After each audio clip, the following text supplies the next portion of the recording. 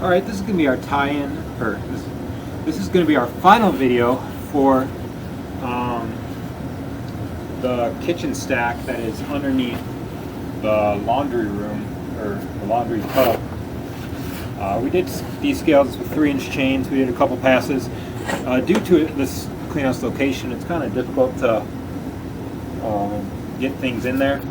We were unable to get the camera and the Pico machine in at the same time, but we did do a couple passes and then flushed it out.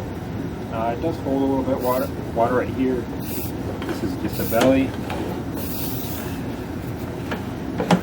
where that Y is, where it picks up the laundry tub. This is actually the kitchen line, and then it picks up the laundry tub. And then we go further. This has all been descaled on 3-inch chains. And then right here, we're switching to 4-inch. And we have on the 3 o'clock position, we have another clean out that we will be going through and getting this line from that access point. So this is going to be our final video. From this point, we will pull back and continue to record.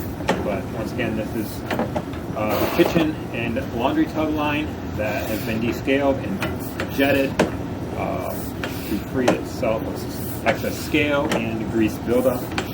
This line should not have any problems backing up in the future.